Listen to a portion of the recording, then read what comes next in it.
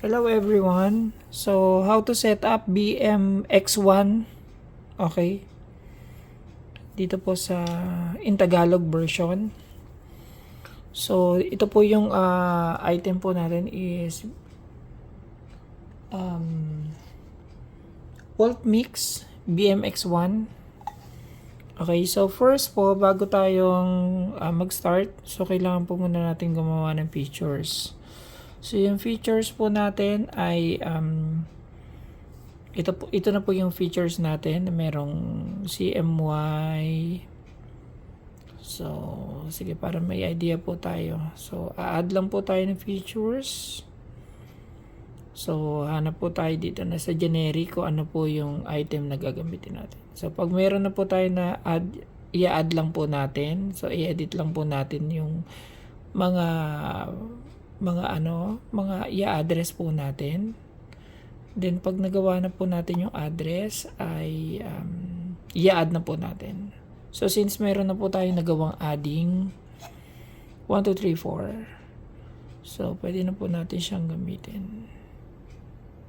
Okay, so meron po akong tatlong group. So tatlong group, magagamit nyo na po yung features ng color. So pwede po siyang sabay. So, pwedeng yung isa ay red, yung isa ay green. So, pwede rin po siyang mag-black out. Okay? So, pwedeng purple. And then, ready siya. Okay, so nandito naman po yung selection niya ng blinder. And then strobe. Okay? Blackout. Mabilisan. So, ngayon naman po ituturo ko sa inyo kung paano po kung gusto nyo itong mag-blink or mag-strobe, ito po ay hindi. So, bago ko po ito ituloy, baka meron lang pong gusto mag-like and share po sa aking page. Ayan po. Pakipollow na rin po para doon sa mga ibang update tungkol po sa BMX1. So, nandito na po tayo kung gusto ko po itong mag-strobe. So, since naka A and B po siya, so pupunta rin po ako sa color.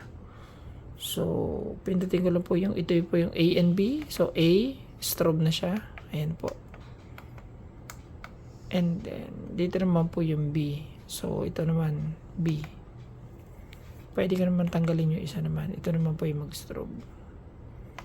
Ayan. So, kung gusto ko naman pong sabay, pwede rin naman po. Then, ito naman po yung bagal niya at bilis. Ayan. So, malaking bagay po yan. So, ayan po. So, kakat ko lang color. Bayan natin yung color. So, ayan lang po. So, sa preset po, meron silang nakalagay na preset. So, depende po kung ano po ang gusto nyong gawin dyan. So, meron naman po siyang mga presets. Anyway,